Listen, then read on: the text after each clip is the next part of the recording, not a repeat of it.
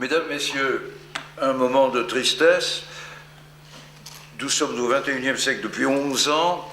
Toutes les négociations internationales engagées au titre du XXIe siècle ont échoué. Dans le cas de l'amélioration des conditions du commerce à travers les négociations dites du cycle de Doha, traitées par l'OMC, nous en sommes au 5e échec de conférence mondiale. Avec la fin du XXe siècle, s'était esquissé un espoir de paix entre Israël et la Palestine à Oslo. Le XXIe voit la communauté internationale avaler sans bouger, sans grain faire, la détérioration méthodique et à peu près définitive de cette hypothèse. Nous avons eu tous un plaisir considérable, une joie civique profonde à voir les deux présidents, Obama et Medvedev, nous dire ensemble, à 2 reprises, c'est inouï, qu'ils rêvaient d'un monde où l'arme nucléaire serait éradiquée. La conférence tirant les conclusions de tout ça était la conférence quinquennale de révision du traité de non-prolifération nucléaire, Washington, septembre 2010. La montagne n'a même pas accouché d'une souris. Rien. Nouvel échec. Et puis Copenhague, recopier Cancun, on n'a même pas pu confirmer l'espoir d'une généralisation du système des quotas cher à notre cœur. Alors, je voudrais, moi, poser la question suivante. On m'a demandé d'être bref, en plus. Pourquoi tout cela? Je me demande s'il ne faut pas maintenant mettre sérieusement en cause les mécanismes des conférences de consensus. La charte de l'ONU prévoit des mécanismes de décision qui ne sont pas des mécanismes de consensus. À l'ONU, on vote. À l'Assemblée générale, il n'y a même pas de veto. Et là où il y a un veto, c'est qu'on a voté, qu'il y a une majorité de décisions possibles. Mesdames et messieurs, sur le plan énergétique et climatologique dont nous discutons aujourd'hui, l'Agence internationale de l'ONU, heureusement qu'elle est là, l'Agence internationale de l'énergie, vient de nous avertir que nous avons passé le pic pétrolier sans faire attention, et que c'était 2006. Nous savons donc maintenant de science certaine que nous ne produirons plus jamais autant de pétrole qu'en 2007 et qu'en tout cas son prix est sous menace de monter beaucoup. Je ne peux pas imaginer que cela se fasse sans quelques drames.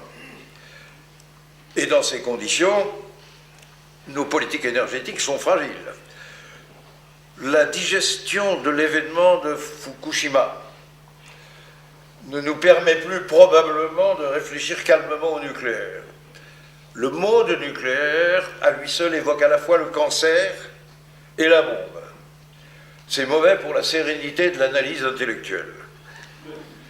Il faut rappeler qu'il y a plusieurs milliers de morts au Japon, mais tous ceux qu'on connaît sont morts de l'inondation ou du tremblement de terre. Il n'y a pas encore de morts de radiation. Il y en aura probablement une demi-douzaine ou une dizaine. C'est affreux. La leucémie qui en découle est terrifiante. Mais il faudra que l'humanité reste capable de faire ses calculs de dangerosité, avec équité entre tous les risques. Nous n'en sommes guère capables. Je ne vois donc pas beaucoup d'optimisme sur notre capacité à résister à la montée de l'effet de serre dans une harmonie sociale préservée. Et mon message à vous tous, la réflexion du Collegium international que j'ai cofondé avec l'ancien président de Slovénie, votre confrère ami Milan Kučan.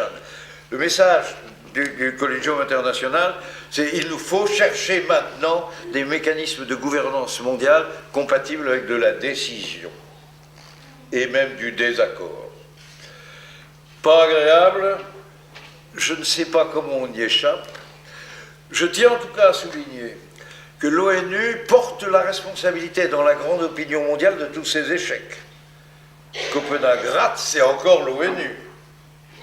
Alors que ça n'est pas l'ONU. L'ONU, c'est des mécanismes de décision où on décide. Pour Copenhague, comme à la limite pour les conférences du cycle de Doha, l'ONU, c'est le tour opérateur. Il fournit toutes les adresses des chancelleries, c'est très nécessaire, un personnel d'interprète absolument remarquable et un protocole du maniement d'excellence en nombre excessif pour la gestion de petites organisations. L'ONU sait faire. Olympique, tout ça. Mais on n'applique pas les règles de décision.